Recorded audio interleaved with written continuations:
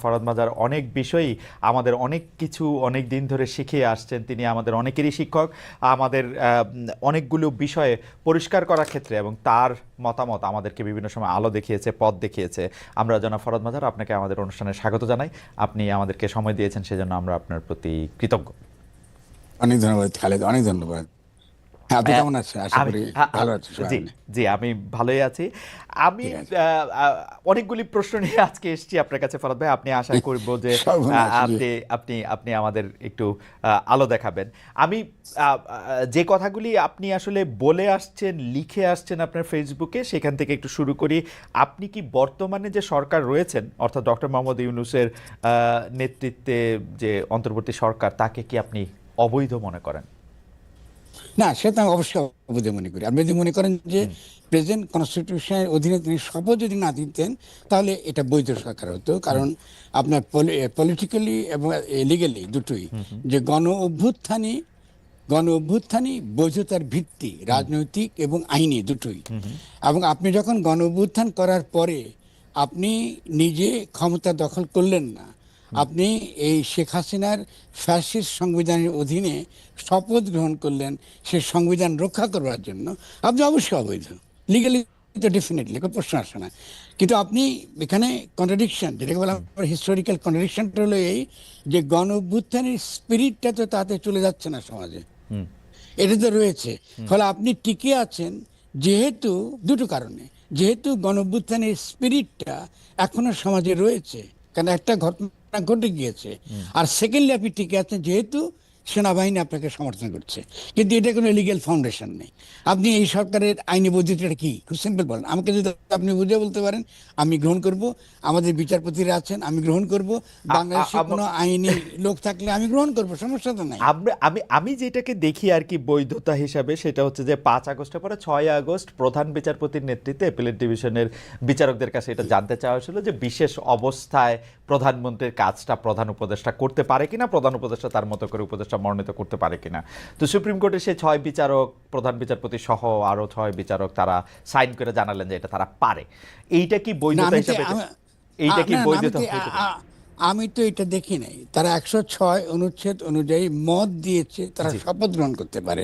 জি কিন্তু বাংলাদেশের সংবিধানে আপনার এরকম উপদেষ্টা সরকার নামক কোনো বিধান নাই। ফলে বিচারপতিরা যদি গায়ের জোরে কাল্পনিক একটা যুক্তি দিয়ে যদি খাড়া করে, এটা তো হবে না।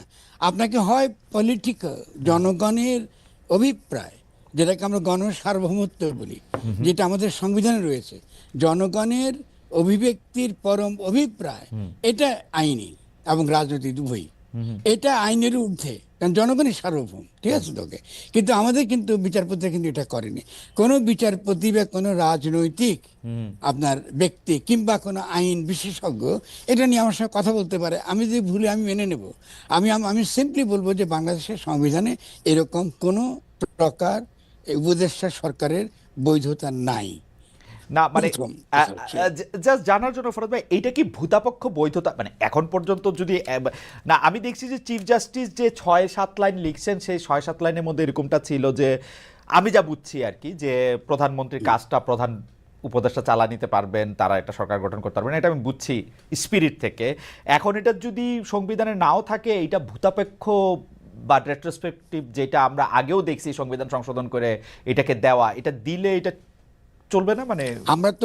আমরা তো গত প্রথম দিন থেকে দীর্ঘকাল আমার যদি বইটি পড়েন, হ্যাঁ সংবিধান ও গণতন্ত্র, জি সেখানে বলা হয়েছে এই কাজটা অবৈধ। কেন অবৈধ? ভূতাপেক্ষা বলতে কিছু নাই খালেদ। আপনি 142 অনুচ্ছেদে আপনি কি করলেন, এই জন্য কিংস পার্টি হয়েছে। খেয়াল করেন আমাদের এখানে কিংস পার্টি কেন হয়েছে, জি যে আপনি ভূতাপেক্ষা এটাকে বৈধ করবেন। জি মানে আপনি ক্ষমতায় যাবেন, সামরিক অভ্যুত্থান করেছেন, এখন সামরিক অভ্যুত্থানকে বৈধতা দেওয়ার জন্য আপনি একটা কিংস পার্টি বানালেন, এবং আপনি টিজিএফআই মিলায়া আপনি আরেকটি ইলেকশন করলেন। সেখানে আপনি কি করলেন, 2/3 ভোট পেলেন, পেয়ে সেই আপনার ইয়েতে কি বলে পার্লামেন্টে আপনি এটাকে বানাইলেন, এটাকে বৈধ। প্রথমত এটার প্রবলেম আছে, কারণ আমাদের যে সাংবিধানিক বিতর্ক, যেটা তথাকথিত সংশোধন নিয়ে কমিশন হয়েছে, কিন্তু একটা গুরুত্বপূর্ণ বিতর্ক হলো আদৌ এরকম গণতান্ত্রিক সংবিধানে 142 অনুচ্ছেদ থাকতে পারে কিনা। আপনি ওকে হয় ব্রিটিশ ব্রিটিশ, আমি শেষ করে একটু খুব ইম্পর্টেন্ট খালেদ, আপনি হয় ব্রিটিশ নিয়ম অনুসরণ করেন, কোনো লিখিত সংবিধান রাখবেন না, অসুবিধা নেই। অথবা যদি লিখিত সংবিধান রাখেন তাহলে আপনি কিছুতেই কনস্টিটিউয়েন্ট অ্যাসেম্বলি বা গণপরিষদ এবং সরকার নির্বাচনের যে পরিষদ, যেমন জাতীয় সংসদ, এই দুটাকে আপনি একত্র করতে পারবেন না। কারণ তাহলে যে কোনো মুহূর্তে সামরিক সরকার, যে কোনো মুহূর্তে একটা ফ্যাসিস্ট সরকার জোর করে ক্ষমতা দখল করে ভূতাপেক্ষা নিজেকে বৈধ প্রমাণ করতে পারবে। এটা তো ভয়াবহ আইন।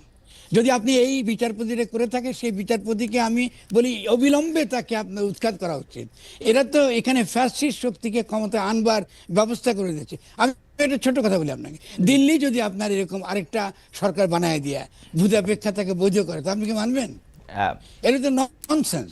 এইসব ননসেন্সগুলা এইসব উকিলরা এগুলো বলে।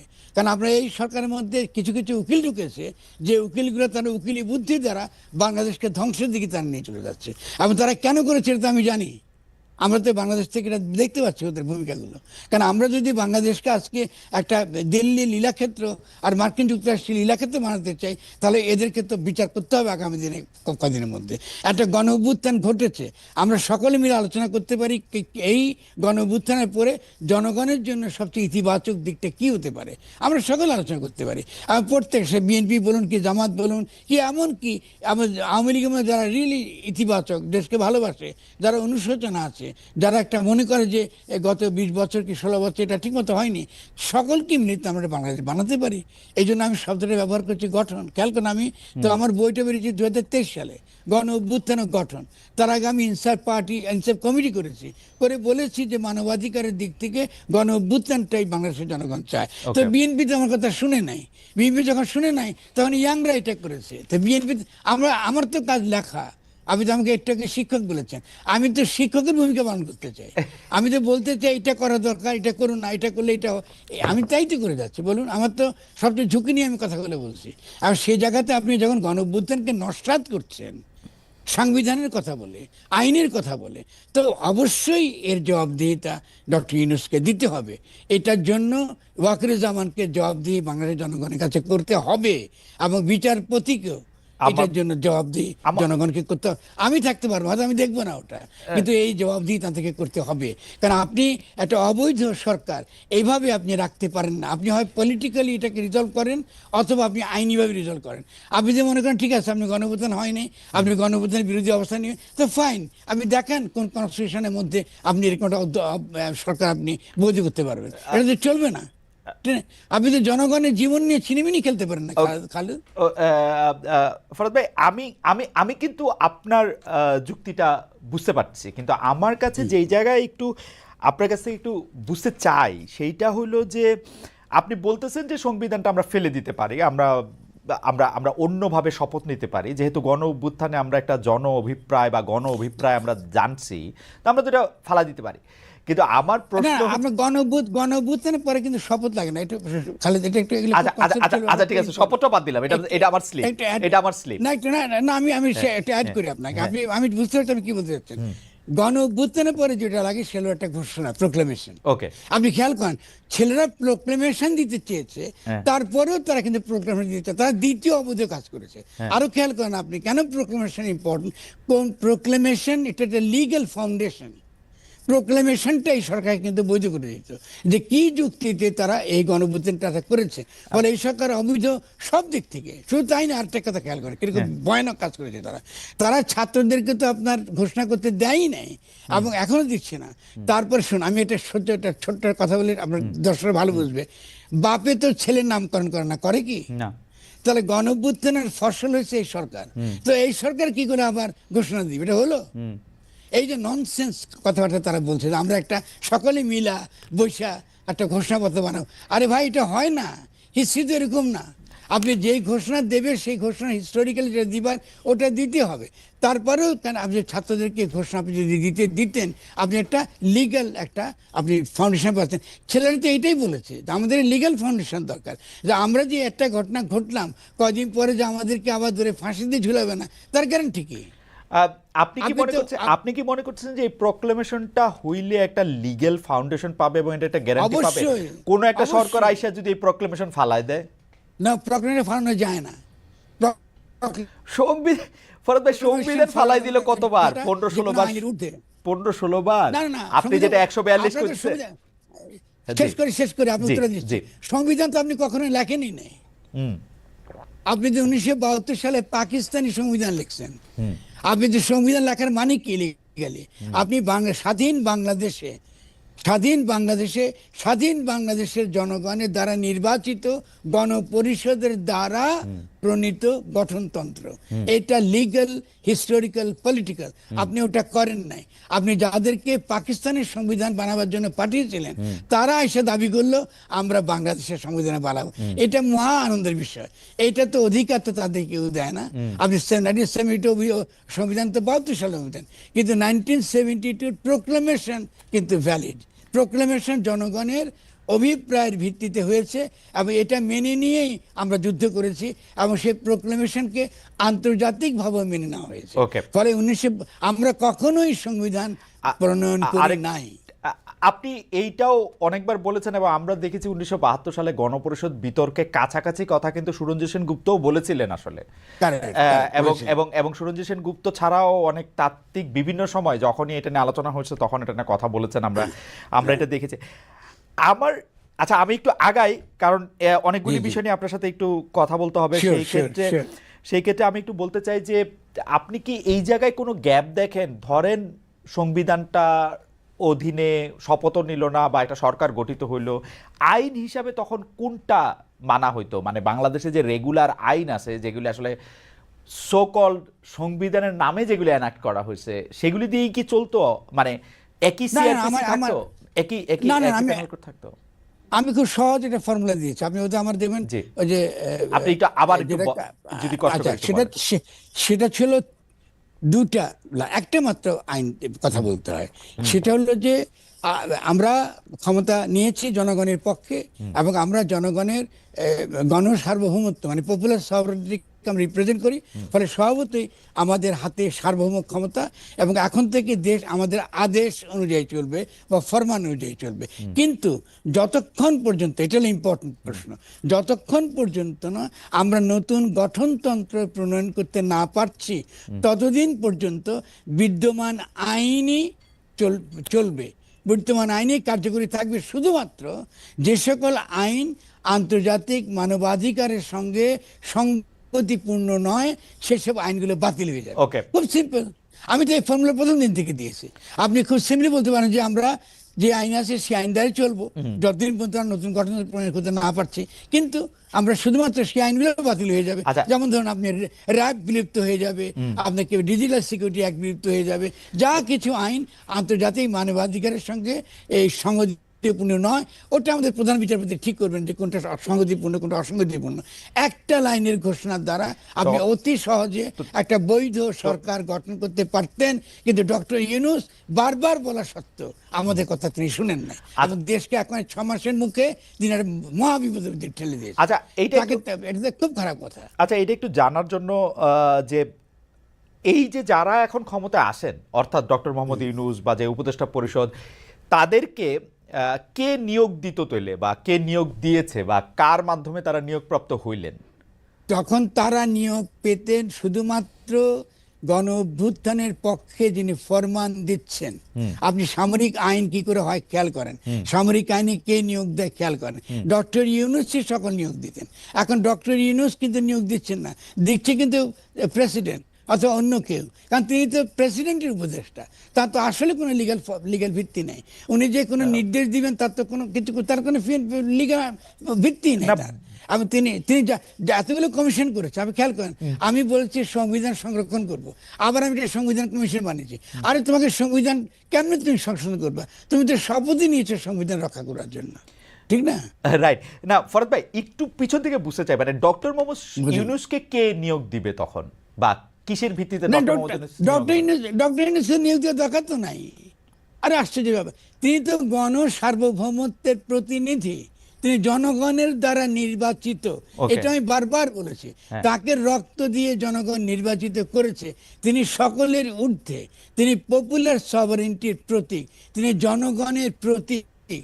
তিনি সমস্ত জনগণের সভারেন পাওয়ারের প্রতীক। ফলে যতক্ষণ পর্যন্ত না নতুন গঠনতন্ত্র প্রণীত হচ্ছে ততক্ষণ পর্যন্ত তিনি নিয়োগ দিবেন, তার আদেশে দেশ চলবে। আপনি এর আগে সামরিক সরকার কি করে চলেছে? আপনি সামরিক অভ্যুত্থান হলে আপনি চালাতে পারেন, আর গণ অভ্যুত্থান চালাতে পারবেন, এটা হলো নাকি? এগুলো তো ননসেন্স কথাবার্তা। এগুলো কারা বলছে? ওই যারা ইন্ডিয়ার দালাল, ওই যারা আপনার মার্কিন যুক্তরাষ্ট্রের পক্ষে কাজ করেছে, তারা এগুলো বুঝিয়েছে। আচ্ছা, আর তো কোনো কারণ নাই, আর কি যুক্তি? আচ্ছা ফরদ ভাই, জিনিসটা হইল যে আমি আরেকটা জায়গা থেকে বলি যে আপনি রাষ্ট্রের সার্বভৌমত্বের বদলে জনগণের সার্বভৌমত্ব প্রতিষ্ঠিত হোক সেটা চাইতেছেন, কিন্তু আমাদেরকে কি আপনি জনগণটাকে ডিফাইন করতে পারবেন যে জনগণটা আসলে কে? আমি আরেকটু ইলাবোরেট করি। ধরেন আপনি বললেন যে ডক্টর মোহাম্মদ ইউনূস হচ্ছেন জনগণের সার্বভৌমত্বের বা জনগণের অভিপ্রায়ের প্রতীক। এইটা কি আসলে এখন না, এখন হয়তো আপনি চাইছেন, আমি চাইছি, ডক্টর মোহাম্মদ ইউনূস ছাড়া আমাদের কাছে কোনো অপশন ছিল না, কিন্তু 20 বছর পরে যখন এটা ক্রিটিক্যালি দেখা হবে যে কেমনে ডক্টর মোহাম্মদ ইউনূস এই চেয়ারটায় বসলেন, কেমনে উনি প্রতীক হইলেন, তখন কি আমি এটার ব্যাখ্যা দিতে পারবো আসলে? আচ্ছা গুড, অবশ্যই পারবেন। আপনি 71 সালে বাংলাদেশ স্বাধীন করেছেন কিভাবে? ওকে, খুব সিম্পল ব্যাপার। জনগণ যেটা করতে চায় সেটাই সার্বভৌম। জনগণই সমস্ত আইনের, তাদের সমস্ত অভিপ্রায় ব্যক্ত করবার তারাই একমাত্র ভিত্তি। ফলে গণতন্ত্র বলতে এই গণ সার্বভৌমত্ব বোঝায়। খালেদ, আমি বারবার শব্দটা খেয়াল করছি, একটু মনোযোগ দিয়ে শুনেন। শব্দটা গণ সার্বভৌমত্ব। ওকে, আপনি গণসাম্রাজ্য, পপুলার সভারেন্টি, এটা যে কোনো লিটারেচার আপনি পড়বেন, আপনি এই শব্দটা খুঁজে পাবেন। এটা বলে পপুলার সভারেন্টি। যে কোনো ডেমোক্রেটিক স্টেটের ফাউন্ডেশনটা হচ্ছে পপুলার সভারেন্টি। জনগণের অভিপ্রায় আছে বলে, তার ভিত্তিতে সে দাঁড়ায় বলে সে আইনি ভাবে সিদ্ধ। এর বাইরে তার কোনো আইনি সিদ্ধতা নাই। ফলে আপনি স্বভাবতই এই আজকে থেকে 10 বছর, 20 বছর, 100 বছর পরে এটাকেই সিদ্ধ হবে, কারণ জনগণ এই গণ অভ্যুত্থান করেছে। এটা কি আপনার সংবিধান মেনে করেছে? তো জনগণই সত্য। ফলে এই সত্য জনগণই একটা সত্য প্রতিষ্ঠা করেছে যে তারা একটা নতুন ধরনের রাষ্ট্র চায়, নতুনভাবে নিজেদের গঠন করতে চায়, নতুন গঠনতন্ত্র চায়। এটা অবশ্যই আপনার যেমন আইনিভাবে, এক মিনিট খালি, সরি, আইনিভাবে এটা যেমন শুদ্ধ, রাজনৈতিকভাবে যেমন সিদ্ধ, তেমনি ঐতিহাসিকভাবেও সিদ্ধ। ঠিক যে কারণে 1971 সালেও আমরা সিদ্ধ, তার মধ্যে আমরা অবৈধ। আমরা কি করে পাকিস্তান ভাঙলাম? আমরা কি করে পাকিস্তান সংবিধান মানলাম না? এটা যে কোনো দেশে এটা হতো। কি করে ফরাসি বিপ্লব হলো? আপনি প্রত্যেকটা বিপ্লব দেখেন না। কি করে ইরানের বিপ্লব হলো? ওরা কি করে সিদ্ধ হলো? পৃথিবীতে যে কোনো দেশে জনগণ যখন এটা ঘটায় তখন সেটা আইনের ঊর্ধ্বে। এটাকে কখনো সাংবিধানিক ধারাবাহিকতা বা সংবিধানের নামে এটাকে আবার ঢুকে ফেলে না। কোথাও পৃথিবীতে ইতিহাসে এই ঘটনাগুলো ঘটে নাই। এটাকে আমি বলেছিলাম সাংবিধানিক প্রতিবিপ্লব। ফলে বাংলাদেশে 8 তারিখে একটা সাংবিধানিক প্রতিবিপ্লব হয়েছে। এটা আমাদেরকে মনে রাখতে হবে। এটার কাফফারা, এটার ক্ষতি আমাদেরকে কিন্তু দিনের পর দিন, প্রত্যেকটা দিন এটা দিতে হবে। এবং আগামী দিনে যে বিশৃঙ্খলা তৈরি হবে, আগামী দিনে বাংলাদেশ যত বেশি রকম এই বঙ্গোপসাগরের দিকে ডুবতে থাকবে, তার জন্য এই প্রথম দিনের যে পাপ, যে আদি পাপটা আমরা করেছি, সে আদি পাপের মূল্য আমাদেরকে দিয়ে যেতে হবে। আমি এটার জন্য ডক্টর ইউনূস থেকে আরম্ভ করা যারা এখন ক্ষমতা আছে প্রত্যেকে তার জন্য দায়ী থাকবে। ক্ষমতা এখন কারা আছে ফরাদ ভাই? এটা একটা খুব জনপ্রিয় একটা প্রশ্ন আমরা শুনি যে ক্ষমতা, অনেকে বলে থাকেন যে পুরো উপদেষ্টা পরিষদ পরিচালিত হচ্ছে আপনার দর্শনে, অনেকে বলেন আপনি আসলে নানাভাবে নানা জায়গায়, তো সেইটাও একটু বুঝতে চাই।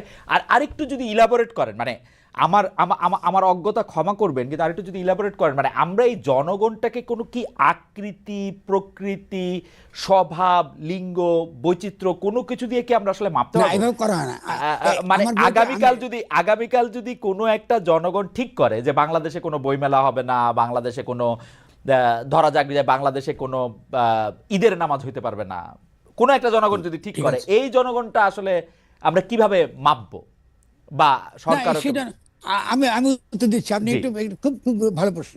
জনগণটা ডিফাইন হয় ওই বিশেষ রাজনৈতিক মুহূর্ত এবং সংগ্রামের ভিত্তিতে। সেটা হলো আমরা লড়াই করেছি। জনগণ মানে অ্যাবস্ট্রাক্ট জনগণ না, যেটা আপনি বলতে চাইছেন। আমি প্রশ্নটা বুঝতে পেরেছি। ফলে আমি কিন্তু আমার বইটা যদি আপনি পড়তেন, যে গণ অভ্যুত্থান গঠন, এখানে পরিষ্কার ব্যাখ্যা করেছি।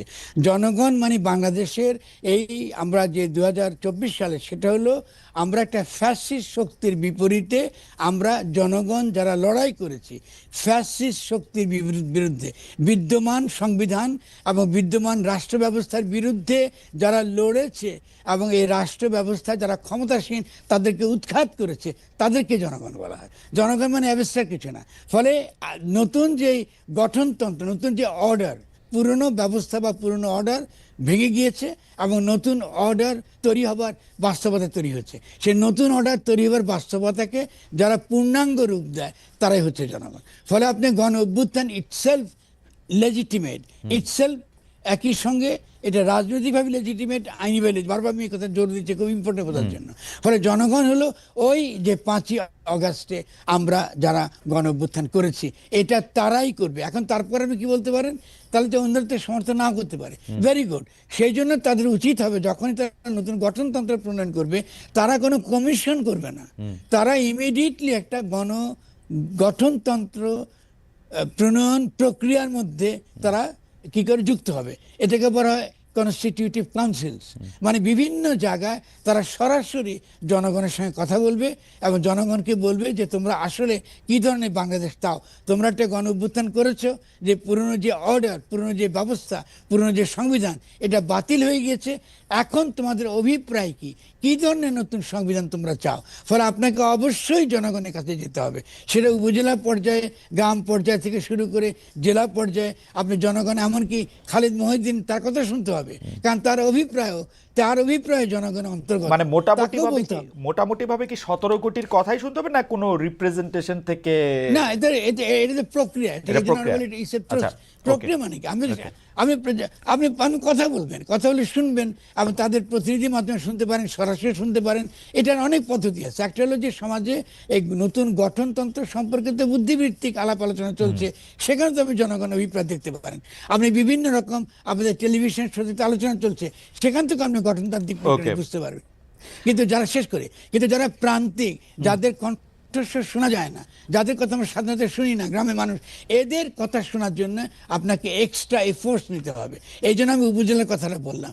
আপনি উপজেলার পর যদি বলেন যে তোমরা আজকে থেকে আমরা সংবিধান গঠন নিয়ে আলোচনা করব, তোমরা যারা যারা কথা বলতে আসো আমাদের উপজেলা টাউন হলে, আমরা তোমার সঙ্গে কথা বলবো। এটা তো যে কোনো দেশ, আপনি মার্কিন হিস্ট্রি দেখেন, আপনি ফরাসি হিস্ট্রি দেখেন, যে কোনো দেশ দেখেন, এটাই করে। আপনি এটা তখনই জনগণের অভিপ্রায়টা তখন এই প্রক্রিয়ার মধ্য দিয়ে এটা দানা বাঁধে। তখন আমাদের কাজ কি, জনগণের এই ধরনের বক্তব্য শোনার পরে তাকে একটা সাংবিধানিক একটা রূপ দেওয়া। আমি একটা ছোট্ট উদাহরণ দিলে আপনাকে, আমি তাতে আপনার দর্শকরা বুঝবে। আমি একটা স্কুলে যখন বক্তৃতা দিচ্ছিলাম, তখন বাচ্চারা ছিল, স্কুলের বাচ্চারা, বিশেষ মেয়েরা ছিল। তখন মেয়েরা বুঝে যে ভাই আমি তো গণ অভিপ্রায় কি বুঝতেছি না।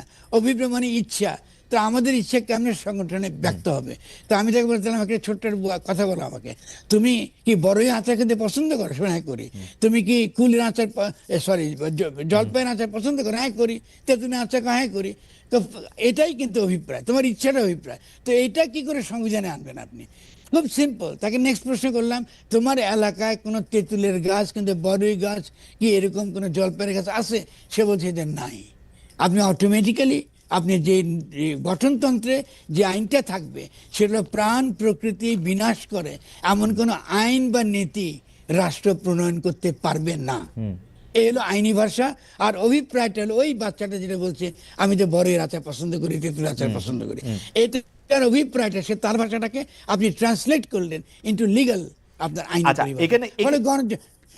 আমি কথা বুঝতে পারছেন, জনগণের অভিপ্রায়কে ট্রান্সলেট করা খুব সহজ কাজ।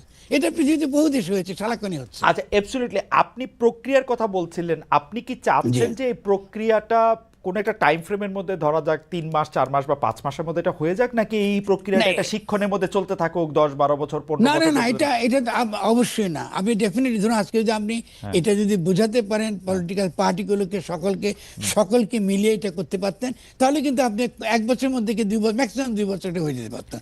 কারণ আমার আরেকটা প্রস্তাব ছিল, আমি বলি খালেদ খুব ইম্পর্টেন্ট। আমরা কি কথা বলেছি, আমি ধরুন বিএনপি বলুন কি জামাতে ইসলামী বলুন, সবার সঙ্গে কথা বলেছি। আমি বলেছি আপনাদের তো ক্ষমতার বাইরে থাকার দরকার নেই। আপনারা যদি প্রিন্সিপালটা এগ্রি করেন, তো আপনারা এখনই একটা গার্ডিয়ান কাউন্সিলের মতন, আপনি বলেছি একটা আমার কনসেপ্ট হচ্ছে রিকনস্টিটিউশন অ্যান্ড রিকনসিলিয়েশন কাউন্সিল, মানে রিকনসিলিয়েশন এবং কনস্টিটিউশন কাউন্সিল। এই যে আপনি পুনর্গঠন, একটা যে পরামর্শ সভা, তাদের কাজ হতো যে এই সরকারটা অন্তর্বর্তী সরকারের গার্ডিয়ান হিসেবে কাজ করা, তারা ঠিকমতো কাজ করতে পারছে কিনা, এই কাজটাকে এক্সপেডিট করা, বিভিন্ন মন্ত্রণালয়গুলো ঠিকমতো কাজ করতেছে না, এটাকে এক্সপেডিট করা, তো আমরা ওদেরকে নিয়ে তো আমরা সরকার গঠন করতে পারতাম। Okay. এবং এইটাই তো শেষ করি, সে প্লিজ ইম্পর্টেন্ট, খুব ইম্পর্টেন্ট, এইটাই তো ছেলেরা বিএনপিকে প্রথম প্রস্তাব দিয়েছে জাতীয় সরকারে, তো বিএনপি তো এটা মানে নেই। তারা আপনি তো বিএনপি তো দেশকে গৃহযুদ্ধেরকে নিয়ে যাচ্ছে, তারা এটাও মানবে না, ওটাও মানবে না, আমরা ক্ষমতা দাও, নির্বাচন দাও, আমরা আবার লুট করবো 15 বছর, এটা তো হবে না রে ভাই। আর তুমি তো একটা তো কনস্ট্রাকটিভ কাজ, তুমি আসো না, তোমাকে বাদ দিয়ে তো কেউ ভাবছে না, আমরা তো কেউ ভাবছে না। এখন এই যে আপনি যে কথা বলছেন ফোরাম বিএনপিকে বাদ দিয়ে, ননসেন্স। আমি সবসময় বিএনপির পক্ষে ছিলাম, বিএনপিকে চেয়েছি একটা ইন্টিগ্রেট হয়ে থাকুক, বাংলাদেশে একটা গঠনতান্ত্রিক প্রক্রিয়া, গণতান্ত্রিক প্রক্রিয়া তারা অংশগ্রহণ করুক। ভাই কখন তারা গণতান্ত্রিক প্রক্রিয়া অংশগ্রহণ করেছে? তারা সবসময় আমাদের এখানে নির্বাচন তো আমরা ক্ষমতা যাই, আপনি দেখেছেন তাদের কোনো প্রস্তাবনা আছে? আপনি অন্য কথা বাদ দেন, আপনি তারাও তো একটা গঠনতান্ত্রিক প্রস্তাবনা দিতে পারে, এটা তো রাজনৈতিক দল, সে নিজে তো বলতে না আমি এরকম বাংলাদেশ চাই, কই সে নিজে তো বলতে পারে আমি এরকম আপনি উন্নয়ন চাই, কিছু নাই। বিএনপি 31 দফার একটা প্রস্তাবের কথা খুব বলে যে তারা এটার মধ্যে তো অনেক কিছুর কথা বলছে। আরেকটা কথা তারা খুব বলে যে আমরা যে আন্দোলন করছিলাম, যেটা জুলাই আগস্ট আন্দোলনের আগেও 15-17 বছরের যে আন্দোলনের লিগেসি, সেটার মধ্যে তো অবশ্যই একটা ছিল যে জনগণের অভিপ্রায়টা আমরা ভোটের মাধ্যমে বুঝতে চাইছি, জনগণের অভিপ্রায়টার কথা আমরা বলতে চাইছি। হাসিনা যেহেতু 3টা সরকারের 3টা ভোট আসলে করতে দেয় নাই, তো এখন ভোটটাই সবার আগে করা উচিত না? জনগণ আসলে কি চায়? না আরে ভাই, ভোটের অভিপ্রায় কিন্তু অভিপ্রায় বলে না, এটা ননসেন্স বলে এগুলা। আপনি আমরা যে অভিপ্রায় কথা, রাষ্ট্র গঠনের অভিপ্রায়টা সম্পূর্ণ ভিন্ন রকম।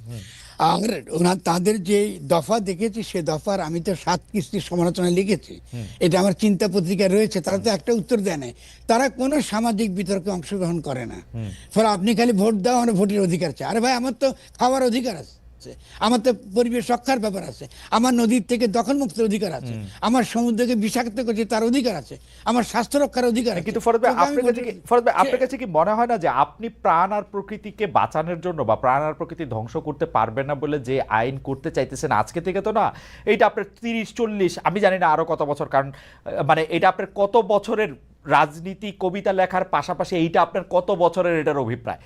কিন্তু না এটা যদি শুনেন, আপনি যেটা বলছেন এটা তো আমার ব্যক্তিগত অভিপ্রায় না, এটা তো বাংলাদেশ, আমি বলি শেষ, আমি একটা উদাহরণ দিচ্ছি। বাংলাদেশে 67% এটা বলে NCD, non communicable disease, cancer থেকে আরম্ভ করে বিভিন্ন রকম অসুখ, 10টা লোকের মধ্যে 7টা লোকই আপনি এই প্রকৃতি ধ্বংস হওয়ার কারণে সে অসুস্থ হয়ে পড়ছে। তো এটা কি খালি অভিপ্রায়ের প্রশ্ন? আপনি লোককে সুস্থ রাখা, মানুষ তো ফরদ ভাই, মানুষ তো আপনার সাথে কথা বলে হতে, মানুষ তো আত্মবিধ্বংসী সবসময়, মানুষ যে প্রাণ প্রকৃতির মানুষ তো আত্মবিধ্বংসী। খালি দেখুন আপনি এখন আপনি সফিস্টিক হচ্ছেন, আমি কিন্তু আইনি থাকতে চাইছিলাম। আচ্ছা আমি সফিস্টিক তুমি আগাইতে পারো না। আমরা বলছি যে মানুষ আত্মবিশ্বাস, তাহলে তো আমার কোনো কিছু আমরা এই শো করে এখন দরকার নেই, আত্মবিধ্বংসী ধ্বংস হতে দেন। কথা হচ্ছে আপনি যদি মনে করি যে আমাদেরকে এই পৃথিবীতে ভালোভাবে বেঁচে থাকতে হবে, এবং সেক্ষেত্রে রাষ্ট্র একটা গুরুত্বপূর্ণ ইনস্টিটিউশন, এটা গড়ে তুলতে হবে যেন জনগোষ্ঠীকে আমি রক্ষা করতে পারেন। আমি শুধু তাই না, আমার ইকোনমিক ডেভেলপমেন্ট প্রশ্ন আছে। আপনি কি নিউ লিবারাল ইকোনমিক পলিসি রাখবেন, নাকি আপনি এমন একটা ইকোনমিক পলিসি চান যাতে আপনি খুব দ্রুত বেগে টেকনোলজি ট্রান্সফার চাইবেন, আপনি বিনিয়োগ হবে আর বিনিয়োগ বাড়বে, আপনিও চীনের মতন 10 বছরে 20 বছর একই রকম শক্তিশালী জায়গায় দাঁড়াতে পারেন। এটা তো অভিপ্রায়ের অংশ। এটা আমার শুধুমাত্র ওই ছেলে যে বাচ্চা বড়ই খায় এটা তা তো না, বাংলাদেশে যে ব্যবসা করে তার তো একটা ফরদ ভাই এইটা নিয়ে আসলে আমরা একটা লম্বা আলাপ করতেই পারি। আপনি আবার চীনের উদাহরণটা দিচ্ছেন বলে এটার মধ্যে আলোচনাটা আরেকটু এরকম হয়েছে, প্রাণ ও প্রকৃতি, বীজ, এগুলি নিয়ে যে আপনার কাজ, সেগুলি নিয়ে আসলে। কিন্তু আমি শুধু এই কথাটা বলে রাখি ফরদ ভাই, এটা আমার প্রশ্ন না যে এটা আপনি উপর থেকে বলবেন বা আপনি আমাদের যেহেতু শিক্ষক আপনি এটা বলবেন আর বাকি সবাই, এটা একটু টপ ডাউন হয়ে যাবে কিনা বুদ্ধিটা, নাকি নিচে থেকে? আমি একটু আগে যেটা বললাম আপনি উল্টো কথা বলছেন, একটু আগে বললে এটা জনগণের কাছেই তো আপনাকে বলতে হবে। আমি তো বলি না আপনি আমার কথা শুনতে হবে, আমি তো একবার শুনবো, আগামী 20 বছর ধরে শুনবো, আপনি যে এখনই শুনতে বলতেছেন না, ঠিক না। আপনি জনগণকে জিজ্ঞেস করেন না। আপনি যদি জনগণের মতটা আমি যদি জনগণের মত প্রভাবিত করতে পারি, তো আপনি শুনবেন না কেন? শুনবো, কিন্তু আমি ভোটটা দেই, নির্বাচন করি, পদে আসি, তারপরে শুনি। আমি তো ভোটের কথা তো বলি না, আপনাকে আমি পদে দেবো কেন? আমি তো ব্যক্তিকে দিতে চাইছি না, আমি কেন আমি তাকে পদ দেবো? আপনি নির্বাচন করতে চান, দেখুন ছাত্ররা তাহলে কি বলছে, ছাত্ররা কম্প্রোমাইজ ফর্মুলা দিয়েছে, তো বাস নির্বাচন করেন, তাহলে আগে গণপরিষদ নির্বাচন করেন যে গঠনতন্ত্র প্রণয়ন করবে। আমরা আসেন এই প্রক্রিয়ার মধ্যে যাই। আপনি খালি সরকার নির্বাচন চান কেন? সরকার নির্বাচন চাওয়া মানে, কারণ আমি তো এই সরকার আর দেখতে চাই না, আমার তো এই সরকারের ব্যর্থ মনে হচ্ছে আপনি এই ফ্যাসিস্ট না, ব্যর্থ মনে আপনি বললে তো হবে না। এই সরকার যে বিএনপি যে একটা মহাফেরেস্তা তা তো না। আপনি একটা ডেভিলকে আপনি সরিয়ে দিয়েছেন, আরেকজন যদি ডেভিলের মতো আচরণ করে আপনি তার সঙ্গে তো কথা, আমি তারে বেনিফিট অফ ডাউট দিব, সে তো ডেভিল হয় নাই 15-17 বছরে। আপনি জনগণকে তো দিচ্ছেন না কেন সে সুযোগ? আমরা তো গণ অভ্যুত্থানটা করেছি, শব্দটা গণ অভ্যুত্থান, শব্দটা দলীয় অভ্যুত্থান না, এটা সামরিক অভ্যুত্থান না, জনগণ অভ্যুত্থান করেছে। আবার আপনি এখন বলতেছেন আপনার খালি ভোট দিতে হবে। আরে ভাই, আমি জনগণ যদি গণ অভ্যুত্থান করে তার অভিপ্রায় আপনাকে শুনতেই হবে। কিন্তু সেই জনগণ কিন্তু ফরদ ভাই, আমিও তো জনগণ, আমার তো এই সরকারের পছন্দ হইতেছে না, আমি কি করব? একটা উপদেষ্টারও পছন্দ হচ্ছে না, ডক্টর মোহাম্মদ ইউনূসের পছন্দ হচ্ছে না, আমি কি করব? খুব ভালো, খুব ভালো। আমি বলি যে সেক্ষেত্রে আপনি বিভ্রান্ত কেন? কারণ আপনি রাষ্ট্র এবং সরকারের পার্থক্য বুঝেন না। আমি বরং বিস্মিত হব। আমাদের খালেদের মধ্যে একটা ইন্টেলিজেন্ট ছেলে এত বড় হয়েছে, বিদেশে থাকছে, এখন রাষ্ট্র এবং সরকারের পার্থক্য বুঝে না। এটা কি হতে পারে বলুন? আমি আলোচনা করছি রাষ্ট্র গঠন নিয়ে, আপনি বলতেছেন সরকার নিয়ে। রাষ্ট্র এবং সরকার তো এক না। গণ অভ্যুত্থানের পরে যে জিনিসটা ফোকাসে থাকে, সরকার না, রাষ্ট্র আগে গঠন করতে হয়। রাষ্ট্র, কথা সহজ করে বলি আমার দর্শকদের জন্য, বাড়ি নাই আপনার, সেখানে বাস করার কথা বলতে কোনো অর্থহীন কথা। এটা তো প্রলাপের মতো শোনায়। আপনি বাড়িটা আগে বানান, তারপরে আপনি সরকার নির্বাচন করেন। বাড়ি বানানোটাকেই বলে গঠনতন্ত্র। এই জন্য শব্দটা গঠন, ঠিক আছে? কথা বুঝতে পারছেন? এটা খালি সিম্পল সংবিধান না। আমরা সংবিধান করি বলে সমস্যা তৈরি হয়। আমি বারবার সেটা, আমার বইয়ের নাম হচ্ছে গণ অভ্যুত্থান এবং গঠন। বাড়িটা বানান রে ভাই, আগে বাড়িটা ঠিক করেন। বিএনপি কিন্তু বলতেছি বাড়িটা বানান, যদি বানাইতে না জানেন তাহলে দয়া করে আমাদেরকে বাধা দেন না। আমরা বানাই, আবার নির্বাচন হবে, আপনি নির্বাচন অংশগ্রহণ করবেন। কেউ তো একবারে বলে না যে আমরা নির্বাচন বিরোধী, আমি তো নির্বাচনের পক্ষে। তো নির্বাচনটা গণপরিষদ করেন, আপনি সরকার নির্বাচন কেন চান? বাড়ি বানাবার নির্বাচন করেন, আপনি সরকার নির্বাচন কেন চাইতেছেন? তাহলে এখানে হলো বিএনপির সঙ্গে জনগণের বিরোধ, এবং এই বিরোধটা বাড়বে। কারণ বিএনপির যে ভূমিকা, এটা বাংলাদেশে গৃহযুদ্ধ লাগাবে।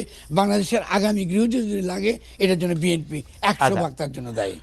না, আপনি রাষ্ট্র সরকারের পার্থক্য আপনি একদম যথাযথ বলেছেন। রাষ্ট্র এবং সরকারের পার্থক্য আমি মানে অনুধাবন করতে পারতেছি এখন যে আপনি আসলে কি। না, এইটাতে এই পার্থক্য তো সিরিয়াস খালেদ। না, আমি বুঝতে পারতেছি, কিন্তু আসলে আপনি বাড়ি বানানোর উদাহরণটা দেওয়াতে আমার জন্য সুবিধা হয়েছে যে আপনি বাড়ি। আমি আপনাকে অ্যাড করি, আরো গুরুত্বপূর্ণ বলি আপনাকে। এই যে পুলিশ যে গুলি করে, এই গুলি করে পুলিশের কাছে কিন্তু রাষ্ট্র এবং সরকারের পার্থক্য কিন্তু পরিষ্কার না। কারণ পুলিশ তো রাষ্ট্রের কর্মচারী, সরকারের কর্মচারী না। খেয়াল করেন, কিন্তু এটা কিন্তু আমাদের সমাজে রয়ে গেছে। আপনি সেনাবাহিনী রাষ্ট্রের কর্মচারী, সরকারের কর্মচারী না। আপনি আজকে বিজেপিকে আপনি রাখতেছেন কৃষির বিরুদ্ধে, ওই যে আপনি কি হলে স্বরাষ্ট্র মন্ত্রণালয়ের অধীনে, আপনি র্যাবকে স্বরাষ্ট্র মন্ত্রণালয়ের অধীনে, এবং সে সরকারের অধীনে। মানে সরকার ইচ্ছা করলে গুমঘর বানাতে পারে, সরকার ইচ্ছা করলে আয়নাঘর বানায়। এটাকে বন্ধ করবার একমাত্র পথ হচ্ছে রাষ্ট্র এবং সরকারের পার্থক্য জনগণকে পরিষ্কার করে বোঝানো। জনগণ যে রাষ্ট্রটা বানাই দিবে, সেই রাষ্ট্রে একটা সরকার লাগবে। আপনি যখন বাড়িতে যখন থাকেন, আলে বাড়িতে খাওয়া দাওয়ার ক্ষেত্রে হয় আপনি দায়িত্ব নেন, আপনার স্ত্রী দায়িত্ব, কিন্তু আপনি তো সেটা হলো সরকার। কিন্তু বিয়া তো করছে, শেষ করি তাহলে বিয়া তো আপনাকে আগে করতে হয়েছে, সংসারটা তো বাঁধতে হয়েছে, আমাদের বাইরে বানাতে হয়েছে। আপনি বিয়া করলেন না, সংসার করলেন না, আপনি কি কিনবেন, কেমনে খাবেন, এর কোনো পরিকল্পনা করলেন না। আপনি খালি বলতেছেন যে সরকার সরকার। এটা তো হয় না। আগে পরিবারটা বানান, তারপর আপনি পরিবার কি করে পরিচালনা করবেন এটা ঠিক করবেন। ঠিক রাষ্ট্রও তাই। ওকে, আমি রাষ্ট্র এবং সরকারের জায়গায় আমি একটু দর্শকদের কাছে জানতে চেয়েছিলাম, আপনি আসবেন যে কবি ও তাত্ত্বিক ফরহাদ মজহার মনে করেন 21শে বইমেলায় তৌহিদি জনতার ক্ষোভ বিক্ষোভ ন্যায়সঙ্গত। আমি আসলে আপনার সঙ্গে কথা শোনা তো খুবই ইন্টারেস্টিং, সেজন্য মানে টাইমটাও একটু ম্যানেজ করার জন্য আমি একটু বলি যে সবচেয়ে জনপ্রিয় প্রশ্ন এখন এরকম যে আপনি আসলে যেটাকে মানে জনগণের ক্ষোভ বলছেন 21শে বইমেলার ক্ষেত্রে, একইভাবে আপনি যখন বিভিন্ন জায়গায় গরিব মানুষদের মাজার ভাঙা হচ্ছিল, আপনি বলছিলেন যে এখানে বড় বড় ক্লাবে 5 স্টার হোটেলে যখন গাঁজা মদ খাওয়া হচ্ছে তখন তা ভাঙার কারো সাহস থাকছে না। ওইটাকে আপনি বলছেন যে তারা মোসাদের সহযোগী বা রয়ের সহযোগী বা তাদের টাকা থেকে তারা আসছে। বইমেলাটা আবার আপনি বলতেছেন যে সেটা জনগণের ক্ষোভ। আপনি এভাবে আলাদা কিভাবে করতেছেন?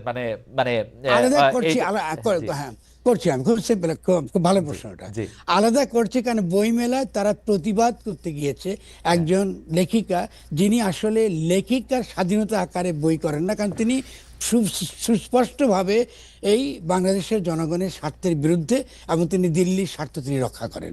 ফলে এই ক্ষোভটা তো জেনুইন ক্ষোভ, কারণ আমরা তো এই মুহূর্তে আমাদের সবচেয়ে প্রধান শত্রু আকারে আনফর্চুনেটলি দিল্লি হাজির হয়েছে, ভারত হাজির হয়েছে। আমরা এটা চাই না, কিন্তু তারই পক্ষে, বিজেপির পক্ষে, হিন্দুত্ববাদীদের পক্ষে তিনি লিখছেন, এবং পুরো গণ অভ্যুত্থান ব্যাপী তিনি জনগণের এই গণ অভ্যুত্থানের বিরুদ্ধে তিনি লেখালেখি করেছেন। ফলে তার বইয়ের বিরুদ্ধে বা তার বিরুদ্ধে ক্ষোভ প্রকাশ করাটা স্বভাবতই এটা না, ক্ষোভ, কিন্তু এটা তো ফরহাদ ভাই, মহৎ ব্যাপার। বইয়ের বিরুদ্ধে শেষ ক্ষোভ করে। এইটা না যে আমি ওর বই কিনলাম না, পড়লাম না। বইয়ের বিরুদ্ধে না, ক্ষোভ এটা কি হতো- প্রকাশককে মার দেয়া?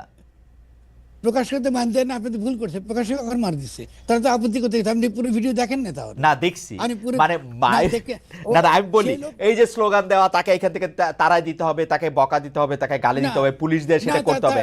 না, তাকে ধরেন প্রথমে- তসলিমা নাসরিন খারাপ লেখক, তসলিমা নাসরিনটা তো আমি পড়ি না, আমার তো কোনো অসুবিধা নাই। আবার আপনার কাছে না শিখলাম ফরহাদ ভাই, সবার কথাই তো আপনি- শুনতে হবে।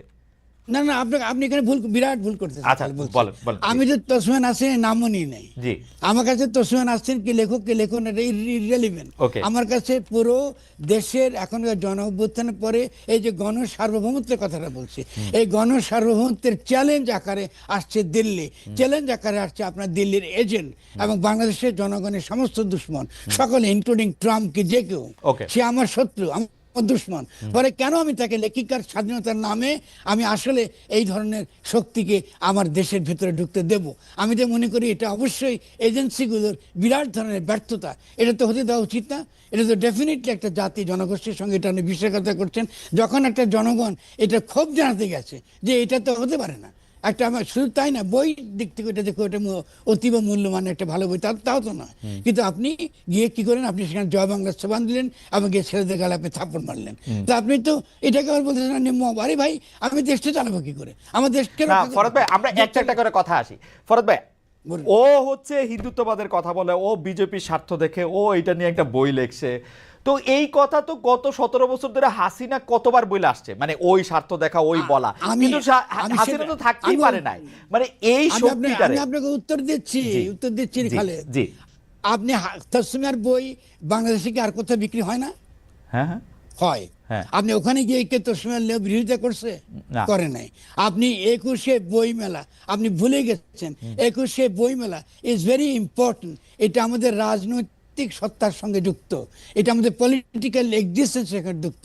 আপনার কথা শুনলে মনে হয় বাংলাদেশ ভাঙা ভুঙ্গা এখন আমি ইন্ডিয়ার সঙ্গে যুক্ত হয়ে যাই। এগুলো তো চলবে না রে ভাই। না, না, আপনি তো definitely আমি কিন্তু উল্টা কথা কইতেছি ফরহাদ ভাই। আমার কাছে মনে হয় যে আপনি বলতেছেন যে বইয়ের একটা মানে আমি বিচার করবো যে হ্যাঁ এটা ইন্ডিয়ার পক্ষে যাইতেছে, সেই জন্য আমি গিয়ে এটা প্রতিবাদ জানা আসবো। নো, আপনি যেখানে যেটা একটা মেলা, যেটা সিম্বলিক্যালি আপনার জনগণের কথা, জনগণের স্বার্থ রক্ষা করার বিষয়, সেখানে তো এই বই প্রচার করার জন্য তো আমি মেলা করি নাই। এই বই আপনি কি আর প্রচার হবে?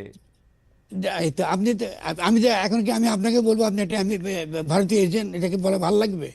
না না, আপনি কেন আমাকে ভারতীয় এজেন্ট বলবেন? আপনি না গতকাল বললেন যে কাউরে ট্যাগ দেওয়া যাবে না, আমারে কেন ভারতীয়? আমি তো বুঝতে চাইছি আপনি আজকে কালকে যদি জি বলেন, আমি উত্তর দিচ্ছি আপনাকে। জি বলেন। আপনি যদি আপনি একটা গণ-অভ্যুত্থানের বিরোধী, আপনি গণ-অভ্যুত্থানের বিরোধী অবস্থান নিয়েছেন আগাগোড়া, এবং আগাগোড়া বিরোধী অবস্থান নেওয়ার মধ্য দিয়ে আপনি অবশ্যই এই জনগণের যে অভিপ্রায়ের কথা বলেছি, আপনি সেই অভিপ্রায়ের বিপরীতে আপনি দাঁড়িয়েছেন। এই ব্যাপার সত্যকে আড়াল করবার জন্য আপনি লেখকের স্বাধীনতার তর্কটা তুলছেন, এটা আরো মারাত্মক। আমরা তো লেখকের স্বাধীনতা আলাদা জিনিস, লেখকের স্বাধীনতা রক্ষা করবো, সে কারণে তসলিমা নাসরিনের বই বাংলাদেশে বন্ধ হয়ে যাক এটা আমি বলবো না। যারা পড়ে তারা পড়ছেন, আমরা কেউ বলেছি যে তসলিমার বই বন্ধ করে দিন, বা ওরা কি কোথাও কোনো অন্য কোনো লাইব্রেরিতে গিয়ে এই বই তুলে দিয়ে এটাকে বলা হয়েছে। আপনি 21শের বই মেলায় একটা যখন আপনি একটা বই দোকানকে আপনি অনুমতি দিয়েছেন, স্বভাবতই আপনার একটা নীতি থাকা দরকার। নীতিটা কি? জনগণের স্বার্থের সঙ্গে সঙ্গতিপূর্ণ বইগুলো প্রচার করে। আমি প্রশ্নটা একটু আপনি শেষ করেন, আমি একটু সরলভাবে করি যে ফরহাদ ভাই, তাহলে কি আপনি মনে করেন যে ধরা যাক আপনি আমাকে মনে করেন, আমি আপনার থেকে সর্বতভাবে আগে ক্ষমা চাই নিলাম, আপনি এটার প্রশ্ন হিসেবেই দেখেন, আমার মতামত হিসেবে দেখেন না।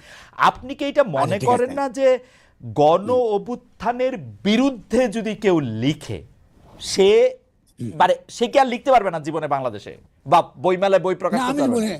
আমি আমি গণঅভ্যুত্থানের বিরুদ্ধে বহু লোক লিখছে, ওকে, বাংলাদেশে এখনো লেখা হচ্ছে। জি, আমরা তো তার বিরুদ্ধে কিছু বলছি না। হ্যাঁ। আপনি যখন ওদেরকে, ওরা আপত্তি যখন করছে, আপনি তখন তাদেরকে কি বলতেছেন? মব বলছেন।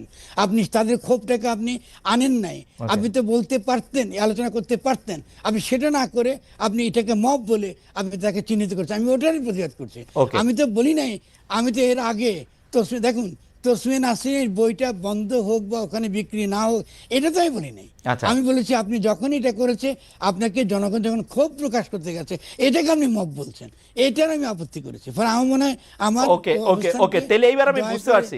আমি যতদূর দেখলাম ওইখানে লোকজন গিয়ে বলতেছেন যে আগে তুমি মাপ চাও, আগে তুমি কানে ধরো, তাহলে আপনি মনে করেন যে ওইটা ঠিক আছে, যে কেউ মানে ওকে বলতে পারে যে তুমি এটা করছো, এটা এটা এই বই তুমি এখানে বেচতেছো, তুমি এখন কানে ধরতে হবে, তোমার এখন মাপ না, চাইতে হবে। আমি বলি কানে ধরা, মাপ ধরা, এটা কিচ্ছু আমি কিছু বলি না। এটাকে আমি নিন্দা করতাম জানলে। কারণ কাউকে কানে ধরা, কাউকে শাস্তি দেওয়া, এটা আমি ডেফিনেটলি ভিডিওতে তাই দেখলাম যে কানে ধরতে বলতেছে। না, ওকে, ঠিক আছে, ভেরি গুড, ভেরি গুড। আমি এটা সমালোচনা, সেটা ভিন্ন তর্কের বিষয়। আমরা তর্ক বলছি, আপনার আমার দেখেন পোস্টটা পড়েন, লেখকের স্বাধীনতার নামে জনগণের ক্ষোভকে যখন আপনি দমন করতে চেষ্টা করেন, আপনি আসল তর্কটাকে আপনি আড়াল করে ফেলেন। আসল তর্কটা জনগণের ক্ষোভ প্রকাশ করার অধিকার তার রয়েছে, আর সে ক্ষোভ সে প্রকাশ করতে গেছে, তাকে আপনি মব বলছেন। এটা তো হলো না। কি বলা উচিত ছিল? এটাই কি বলা উচিত ছিল? আপনি খুব শোনা উচিত ছিল, আপনি বই শোনানো উচিত ছিল, অথবা আপনি নীতিগত বোঝানো উচিত ছিল যে ভাই আমাদের এটা 21শে বইমেলা, এটা সকলের বই আমরা এখানে প্রকাশ করি, বা কিছু একটা আপনাকে কথা শুনতে দিতে হবে। কেন বাংলা একাডেমি নিজেরও নীতি ছিল, এমন কোনো বই আপনি ওখানে প্রচার করবেন না যেটা অবশ্যই 21শের সংবিধানের বিরোধী।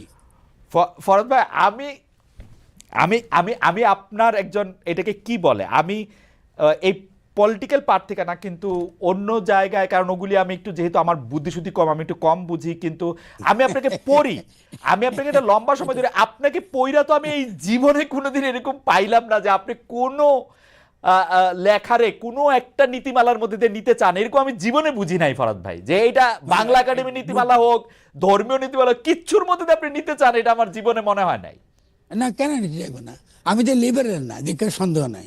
আমি তো জনগণের পক্ষে কথা বলি, ফলে লিবারেলিজমের সঙ্গে তো আমার বিরোধ থাকবে। আচ্ছা, আমি নিতে চাইবো না কি জন্য? আপনি আমাকে ডেফিনেটলি জনগণের পক্ষের নীতিত্বের পক্ষেই লড়তেছি আমি। আচ্ছা, এখন যারা এই জনগণ মানে সংখ্যাগরিষ্ঠ জনগণ, তাই তো?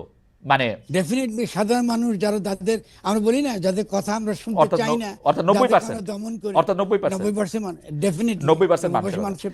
তাইলে তাইলে আপনি 90% মানুষ যেইটা যে সময় যে সিদ্ধান্ত নিবে, ওই সিদ্ধান্তটার পক্ষে আপনি থাকতে চান, আপনার ব্যাপারটা হচ্ছে এরকম, এবং এইটার জন্য না, যে কোনো না, আমি মানে আপনি আমাকে আবার, আমাদের তো যে কোনো জিনিসের একটা ইউনিভার্সাল প্রিন্সিপাল থাকা দরকার।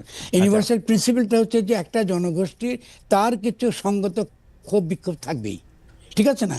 সে ক্ষোভ বিক্ষোভকে আপনার শোনা এবং তার প্রতি সুরাহা করা, তার ক্ষোভ বিক্ষোভ সবসময় যে আপনার সঙ্গত, এটা তো আমি একবারে দাবি করিনি।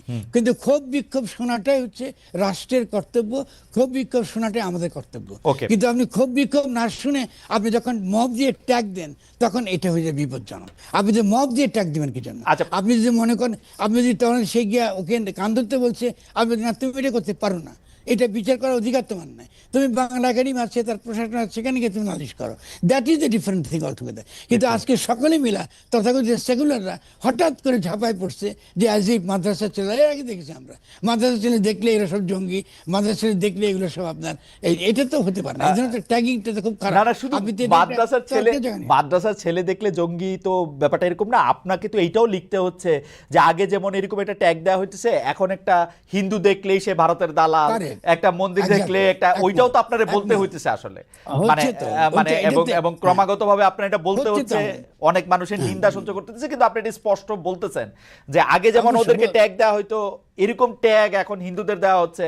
আপনি যখন চিন্ময়ের দাবি করলেন, যে বললেন যে না ওকে, আপনি আমি একটা অনুষ্ঠান দেখতেছিলাম কালকে আপনাকে নিয়ে দেখার সময়, আপনি বিএনপির জহিরুদ্দিন স্বপনকে জিজ্ঞেস করতেছেন যে আপনারা এই মামলাটা এখনো কেন তুলে নেন নাই, এবং আপনারা কি কারণে তাকে এরকম একটা মামলা দিয়ে রাখছেন, তার কথা আপনি শোনেন, সে কিভাবে গেছে সেটা আপনি শোনেন, তখনও আপনাকে এই ব্যাপারগুলি আপনি কেমনে দেখেন? এইটার সাথে আমি যে সেকেন্ড যে পার্টটা করছিলাম যে আপনি যখন মাজার ভাঙতে গেল, মাজার ভাঙা হইলো এবং যেটাকে আপনি গরিব মানুষের মাজার বললেন, তখন এইটা জনগণের ক্ষোভটা তখন এটা আপনি আসলে কেমনে দেখছেন, মানে এটা আলাদা কেমনে করতে পারছেন আর কি? না, আপনি খেয়াল করেন মাজার ভাঙা সম্পর্কে আমি বলেছি যে আপনার যে কারো মাজার সম্পর্কে ভিন্ন মত থাকতে পারে। আমাদের ইসলামীদের মধ্যে একটা ধারা থাকতে পারে, তাই মনে করি ঠিক আছে মাজার আমরা চাই না, আমরা হতে পারে, মত হতে পারে, কিন্তু আপনি যদি কোনো মাজার ভাঙেন এটা তো ফৌজদারি অপরাধ, আপনি এটা করতে পারেন না, ঠিক আছে না? ফলে আমি সেই প্রতিবাদগুলো যেটা যেটা ইউনিভার্সাল, দেখুন খালেদ আমি কিন্তু বারবার আমার কথা শুনে দেখবেন আমি অলওয়েজ ইউনিভার্সাল প্রিন্সিপালের পক্ষে দাঁড়াচ্ছি। আমি যদিও গরিবের পক্ষে, কোনো সন্দেহ নাই, কিন্তু গরিবের পক্ষে দাঁড়াতে গিয়ে আমি ইউনিভার্সাল প্রিন্সিপাল যেটা ধনীরাও মানতে বাধ্য, আমি তো গরিবের আপনার একমাত্র একাধিপত্যের কথা কখনো বলি নাই। ফলে আপনি মাজার ভাঙবেন এটা নিশ্চয়ই আমার রাষ্ট্রের কাছে আমার ফরিয়াদ জানাবার অধিকার আছে, এটা ফৌজদারি অপরাধ এবং যারা ভেঙেছে তাদেরকে গ্রেফতার করা, তাদের বিরুদ্ধে আইনি ব্যবস্থা গ্রহণ করা রাষ্ট্রের দায়িত্ব। ডক্টর ইউনূস এটা করেননি, ফলে এটাতে যে দেখেন এখনো কিন্তু এই যে ব্যাপারগুলো চলছে, সেই জন্য আমি বলছি যে আমাদেরকে খুব সতর্ক থাকতে হবে কোন কনটেক্সটে, কোন ঘটনায়, কোন বিশেষ দিকটা আমরা হাজির করতে পারি, আর তার কোন বিশেষ দিকটা আমরা মনে করি নিন্দাও করতে পারি। যেটা আপনি একটু আমাকে ধরিয়ে দিলেন যে ঠিক আছে তারা কান ধরতে বলছে, না আমি এটার পক্ষে না। ডেফিনেটলি আপনি যে কোনো মানুষের ডিগনিটিকে আপনি আহত করবেন, তাহলে তো আমরা এই গণঅভ্যুত্থান কেন করলাম? আজকে আপনার চিন্ময়ের পক্ষে আমি দাঁড়িয়েছি। গণঅভ্যুত্থানের পরে আপনি পুরনো ব্রিটিশ আইনে রাষ্ট্রদ্রোহিতার আইনের দ্বারা কাউকে গ্রেফতার করা গণঅভ্যুত্থানের সঙ্গে বিশ্বাসঘাতকতা। ডক্টর ইউনূসের সরকার সেই বিশ্বাসঘাতকতা করেছে এবং সেটা আমি ডেফিনেটলি বলবো যে এটা তার করা উচিত হয়নি, এবং সেটা তার সামনে গিয়ে আমি তাকে পরিষ্কারই কথাটা বলেছি। আমি এটা বলে এবং এই যে বিভিন্ন নিন্দার কথা নিয়ে বলেছেন, আমি নিন্দার মুখোমুখি হয়েছি। কারণ আমি যখন আপনার কি বলে এই যে মাদ্রাসার ছেলেদেরকে যখন নিয়ে যাচ্ছিল আপনার এই সন্ত্রাসী বলে, আপনি জঙ্গি বলে ধরছিল, তখন আমি দাঁড়িয়েছিলাম একা। ফলে তখন আপনার সমস্ত সেকুলার মহল আমাকে জঙ্গি, জামাতি, হেন কোনো কিছু নেই, তারা সব বলেছে। তো তাতে কি হয়েছে? ইতিহাস তো দেখবে আমি কি করি। কিন্তু ফরদ ভাই, আমি একটু জানার জন্য, আপনি যাদেরকে সেকুলার মহল বলতেছেন বা যাদেরকে ওরকম বলতেছেন, তাদের মধ্যে অনেকে তো আপনার তত্ত্ব, আপনার শিক্ষায় তারা শিক্ষিত, আপনার দীক্ষায় তারা দীক্ষিত, আপনার আলোকিত। এমন কি আপনার কাছ থেকেই শোনা যে আপনার সাথে তো সেকুলারদের কোনো বিরোধিতা নাই, আপনি তো তো ইসলামের সঙ্গে কোনো বিরোধিতা নেই। এই যে ইসলাম, আমি একটু অ্যাড করি, ইসলাম বনাম সেকুলারিজমের বাইনারি, হ্যাঁ, এর বিরুদ্ধেই তো আমি লড়াই করছি। এরকম তো কোনো বাইনারি। কিন্তু আপনি যখন একিউজ করতেছেন যারা এরকম হালকা পাতলা কথা বলে, তাদেরকে আপনি আবার সেকুলার ঘরানার বলতেছেন কেন? কারণ অনেক ইসলামিস্টরাও তো আপনার আসলে ডেফিনেটলি জ্যেষ্ঠ, ওদেরকে সেকুলার বলি যারা আপনার ধর্মকে তাদের জীবন থেকে এবং সামাজিক পরিসর থেকে, রাজনৈতিক পরিসর থেকে একদম আলাদা গণ্য করে। এই অর্থে সেকুলারিজম একটা বিশেষ ধরনের দৃষ্টিভঙ্গি, যেটা আমাদেরকে আগামী দিনে একটা জনগোষ্ঠীকে, রাজনৈতিক জনগোষ্ঠী গঠন করবার ক্ষেত্রে এটা অনেক বড় বাধা। ঠিক তেমনি তথাকথিত, খেয়াল করেন আমি এটার সাথে ব্যবহার করি, ধর্মবাদী, যাতা ধর্মের নামে আসলে জাতিবাদ করে, কেমন, এদের তো আমি বিরোধী। আপনি তো ধর্ম এবং বনাম সেকুলারিজম এই বিরোধিতা দরকার না, এটা জাতিবাদ থেকে এটা তৈরি। আমি মুসলমান, আমি মুসলমান জাতি, এই দেশের সংখ্যাগরিষ্ঠ মুসলমান, ফলে ইসলামী একমাত্র এখানে কায়েম হবে, আমি তো তারও বিরোধিতা করি। ইসলামের তো আরো প্রিন্সিপাল আছে, পলিটিক্যাল ফিলোসফিক্যাল প্রিন্সিপাল আছে। আপনি আমাদের প্রোক্লেমেশন আছে সাম্য, মানবিক মর্যাদা, সামাজিক ন্যায় বিচার, এই তিনটাই তো ইসলামের মর্মবাণী। তো ওটা তো ইসলামী রাজনীতি। কিন্তু কখনো আপনি তো কখনো আপনার মনে হয় কিনা, এইটা এই পর্বের শেষ প্রশ্ন, কখনো আপনার মনে হয় কিনা আপনি যেটাকে ইসলাম মনে করতেছেন বা আপনি যেটাকে ইসলাম হিসেবে ব্যাখ্যা করতেছেন ফ্রম ইবাদত নামা টু টুডে, ওই ইসলামের সাথে সরাসরি বিরুদ্ধ পক্ষ দাঁড়ায় যায় যখন আপনাকে বলতে হয় যে তোমরা যদি মনে করো আমাকে কতল করে ফেললে, অর্থাৎ আপনাকে, আমাকে না, আমাকে কতল করে ফেললে তোমাদের ইসলামী শাহী বা ইসলামের আদর্শ, তাহলে আমি দাঁড়ায় আছি, আমাকে কতল করে ফেলো, এই কথাও যখন আপনার বলতে হয়, তো আপনি আসলে শুধু প্রতিপক্ষটা সেকুলারদের কেন করেন? মানে বলার সময় না, এটা তো ভুল বলেন না, আমি দুই পক্ষকে বলি। আচ্ছা, আমি দুই পক্ষই, আমি এটাতে ভুল বলছি না। আমি সারাক্ষণ আমি ফ্যাসিজম বিরোধী। যারা মনে করে আমি একমাত্র সহি, আমি ইসলামের ব্যাখ্যা দেবার আমি একমাত্র সই, এটাকে ফ্যাসিজম বলে। এটার সঙ্গে ইসলামের কোনো সম্পর্ক নাই। ইসলাম কাউকে ব্যাখ্যা করবার একচেটিয়া অধিকার দেয় নাই। এই জন্য আখেরি নবী এসছে, মানে নবী হওয়ার পরে আল্লাহর বরাতে আল্লাহর নামে আপনার বক্তব্য ঠিক এটা বলবার অধিকার ইসলাম কাউকে দেয় না। এরা প্রত্যেকই ইসলাম থেকে খারিজ হয়ে গেছে। যারা ইসলামের নামে এগুলো বলে, ইসলামের নামে এগুলো বলে, এরা যে অ্যান্টি ইসলামিক এটা প্রমাণ করা আমার জন্য খুবই জরুরি। কারণ ডেফিনেটলি আমি মনে করি বাংলাদেশের জনগণের কাছে এটা বোঝানো উচিত আমার, যে কোনটা আসলে ইসলাম তার কাছে সংগতিপূর্ণ, আর কোনটা আসলে একটা বিশেষ গোষ্ঠী তার অধিকার, তার কি বলে, তার ক্ষমতা, তার প্রয়োগ করার জন্য, তার ক্ষমতার জন্য সে তার বয়ানটা সে হাজির করছে। কারণ কোরআন শরীফ নিজের ব্যাখ্যা খালেদ নিজের ব্যাখ্যা নিজে দেয় না। আপনি ব্যাখ্যা দেয় মানুষ, মানুষের বিবেক বুদ্ধি বৃত্তি এগুলো দেয়। আর মানুষ জন্ম থেকেই এই বিবেক বুদ্ধি এগুলো নিয়ে আসছে। আপনি যখনই বিবেক বুদ্ধিকে, শেষ করে একটু ছোট করে কথা, বিবেক বুদ্ধি এটাকে বাদ দিয়ে আপনি যখন এটাকে একটা আক্ষরিক ভাবে পড়েন, তা বোঝা গেল আপনি ইসলাম থেকে খারিজ হয়ে গেছেন। কারণ আপনি বিবেক বুদ্ধি ব্যবহার করছেন না। আপনি আপনাকে দিচ্ছি তো আল্লাহ এগুলো বুঝতে। ফলে আমি আপনার সঙ্গে কোনটা সঠিক কোনটা বেঠিক এটা তো ডেফিনেটলি আমার বিবেক দ্বারা, বুদ্ধি দ্বারা, জ্ঞান দ্বারা, প্রজ্ঞা দ্বারা আমরা আলোচনা করে মীমাংসা করতে পারি। কিন্তু আপনি আমাকে বললেন না আপনার কথা শুনতে হবে, আপনি হাদিস এটা ওটা শুনতে হবে, আপনি যে তাফসীর করছেন ওটা একমাত্র তাফসীর, তখনই এটাকে বলে ফ্যাসিবাদ। এটা তো ইসলাম তো করতে দেয় না। ফরহাদ ভাই, আমার দ্রুত অনেকগুলি প্রশ্ন করতে, আমি দ্রুত খালি বলে যাই যে আপনার এই বক্তব্যের সাথে কিন্তু ফিলোসফিক্যালি আমি একদম একমত। আজকে থেকে না, আরো 30 বছর আগে থেকে আমি ফিলোসফিক্যালি একমত। কিন্তু আপনার সাথে কি আপনি কি দেখেন এইখানে যারা ইসলামের কথা বলতেছেন, সেটা কওমি মাদ্রাসার বড় আলেমরাই হোক বা ইয়ার আলেমরাই হোক, তারা তো একটা ঘরানা, একটা তাফসিরের একটা গ্রুপ তারা ফলো করতেছেন, সেটা দেওবন্দ হোক, সেটা ইউনো বা আলেমদের মধ্যে আমি যদি জামাত ইসলামের কথা বলি, তারা আবার তাফসিরের ক্ষেত্রে নির্দিষ্ট কিছু স্কলারদের, মওদুদি সহ আরো কিছু স্কলারদের কথা তারা বিষয় করতেছেন। তো এদেরকে আপনি আসলে এদের কথাই তো বেশিরভাগ বাংলাদেশের যাদের আমরা 90% বলতেছি তারা শুনতেছেন।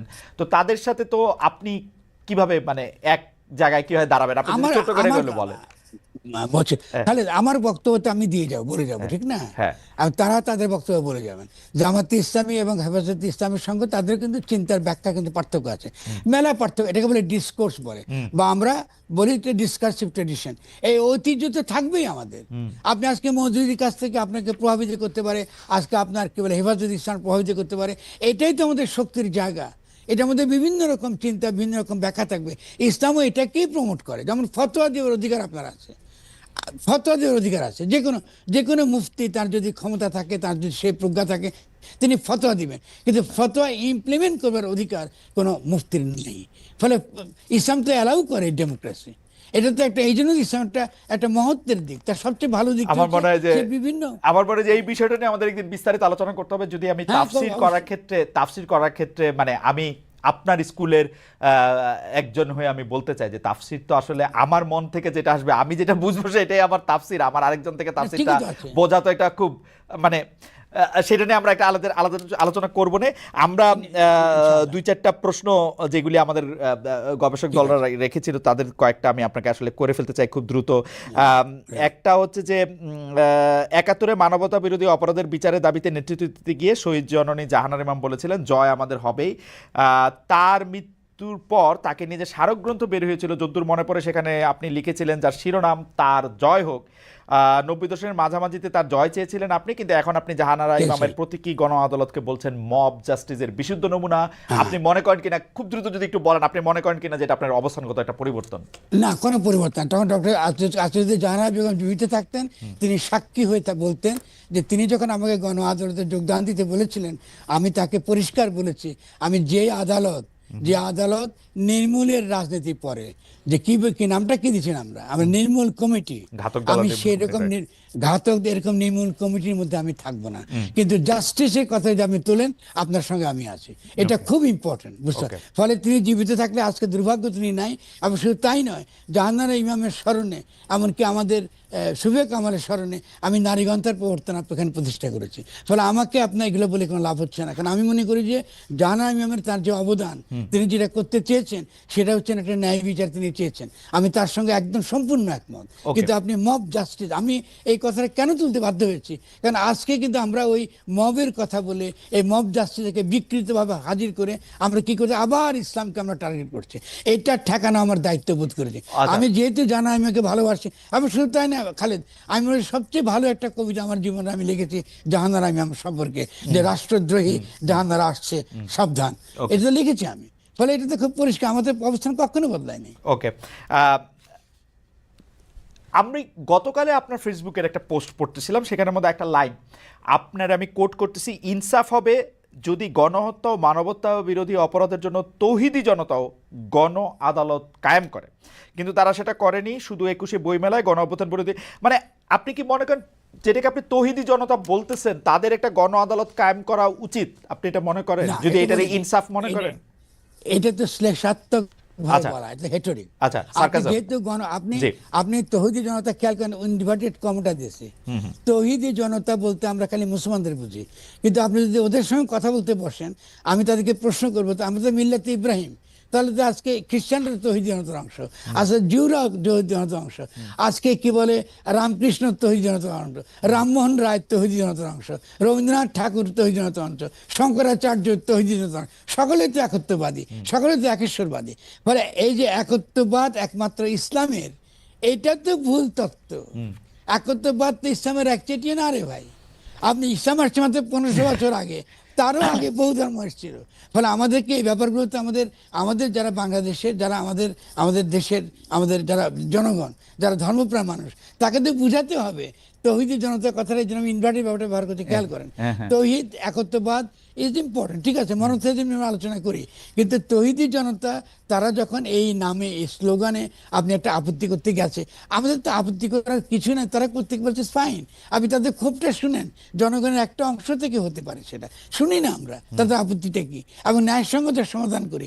কিন্তু হঠাৎ করে বামপন্থীরা কথা নাই বার্তা নাই, প্রগতিশীলের কথা ঝাঁপাই পড়লো তাদের বিরুদ্ধে, তখন তাদেরকে রক্ষা করা এই আমার কর্তব্য না, বলে বোধ কিন্তু করি। কিন্তু কিন্তু ফরাদ ভাই, আপনার কাছে মনে হয় না যে বামপন্থীরা বা অন্য একটা কোয়ার্টার না হয়ে ইসলাম ধর্ম বিশ্বাসী কিন্তু অন্যভাবে বিশ্বাস করে, ইসলাম ধর্ম দিয়ে বাংলাদেশ পরিচালিত হোক, তারা চাক, তারাও এই অংশটাকে, যাদেরকে তৌহিদি জনতা বলা হচ্ছে, তাদের এই মুভটাকে পছন্দ করতেছে না, এরকমও তো হইতে পারে?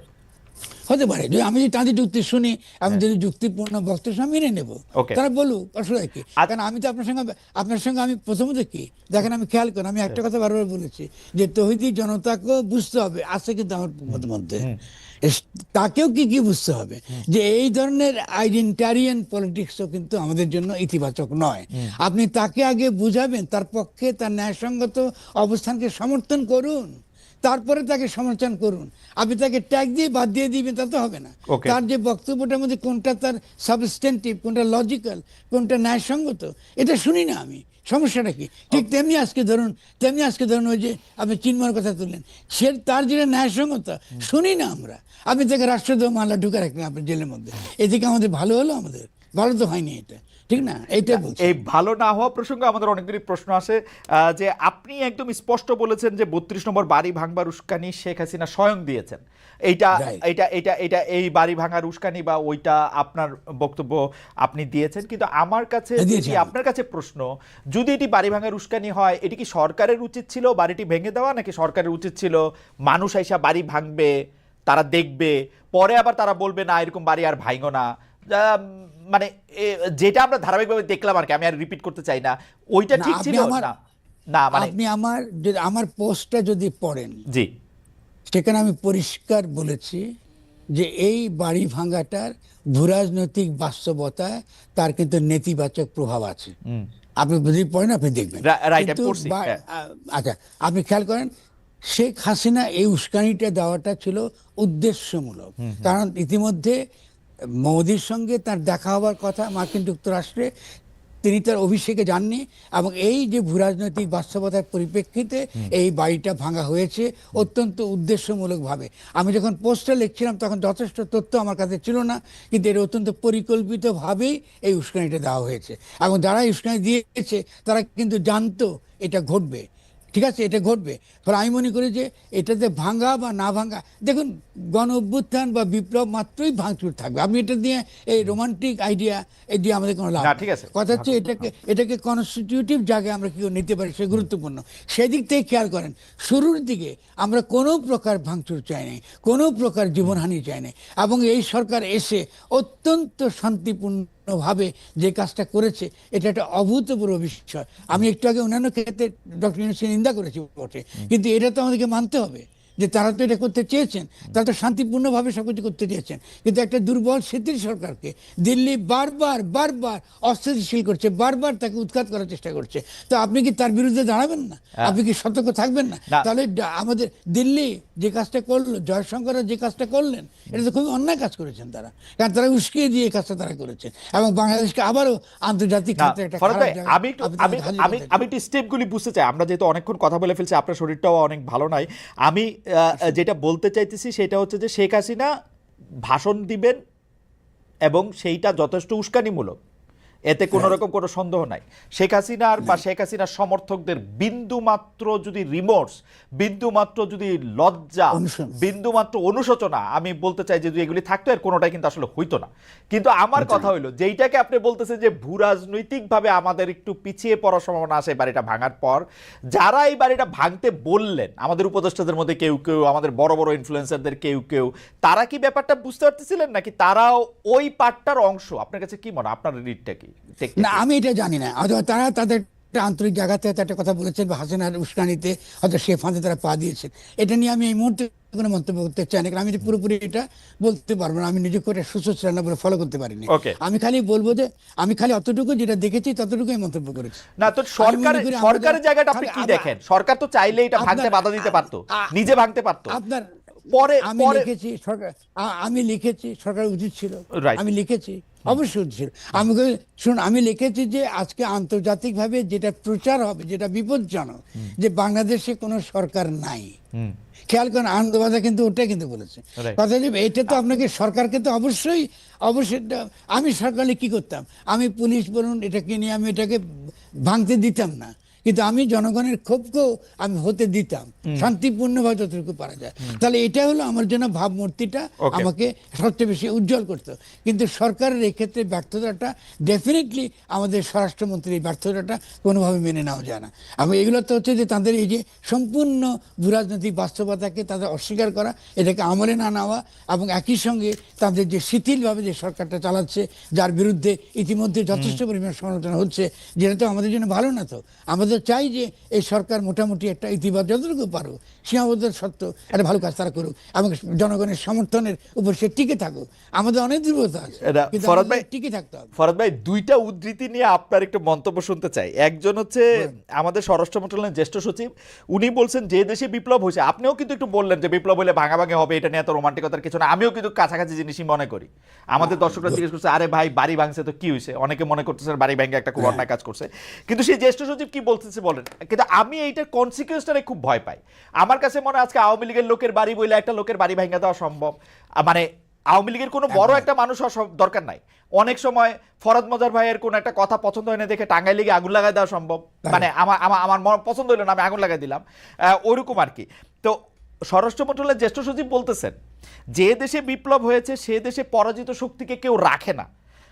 আর একটা টকশোতে আমাদের সমবয়সী, আমার একটু সিনিয়র জনাব গোলাম মুর্তজা বলছেন পরাজিতদের ধ্বংস করে দিতে হবে। এই যে প্রতিপক্ষকে নির্মূল করার যে বার্তা, এইটাকে আপনি আসলে কিভাবে দেখেন? না, আমি এটাকে ভালো চোখে দেখি না। এই কথা আমাদের বলা উচিত না। একটা হচ্ছে ঘটনা ঘটে, আর একটা হচ্ছে ঘটনাকে পক্ষে বলা এক কথা নয়।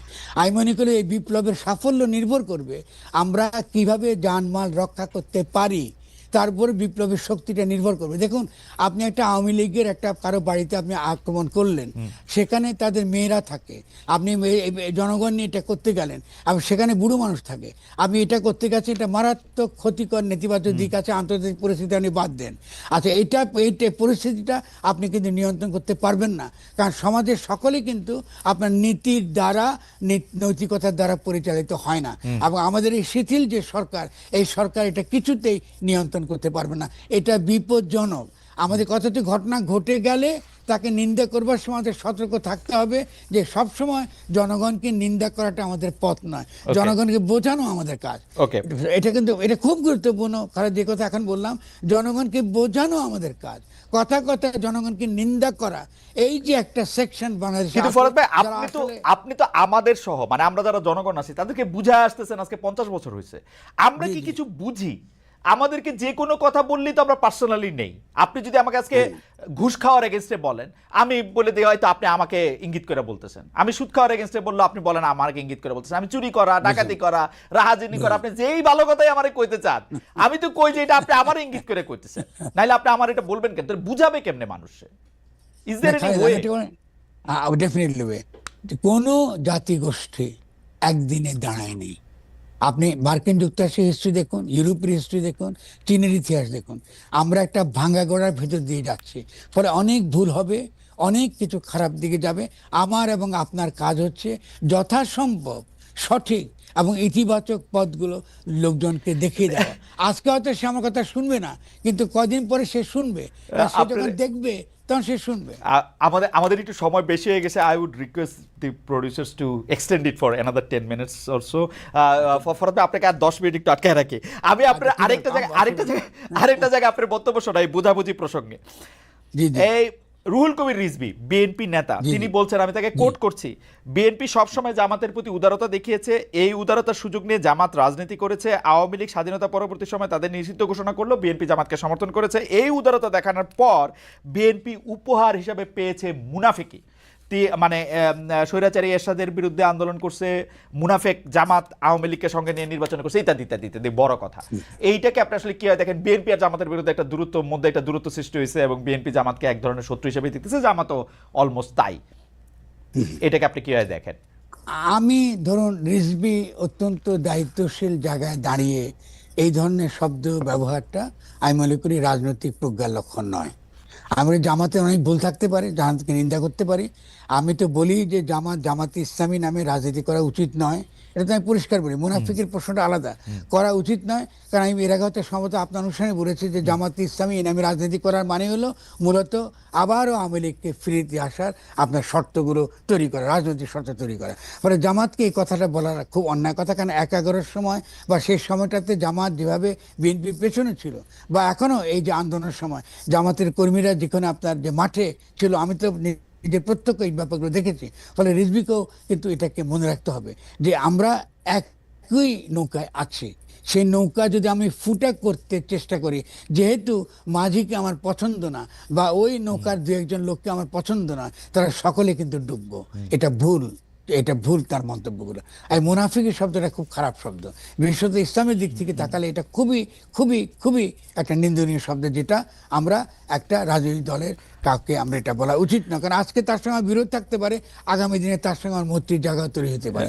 এর আগে তো মৈত্রী ছিল, এখন পার্থক্য হয়েছে, আগামী দিনে আবারও মৈত্রী হবে। গণ অভ্যুত্থানের সময় তো মৈত্রী হয়েছিল। আপনি ছাত্র দল বলুন কি বিএনপির কর্মীরা বলুন আর শিবির কর্মী কি জামাতের কর্মী বলুন, একইভাবে তো রাস্তায় লড়াই করেছে।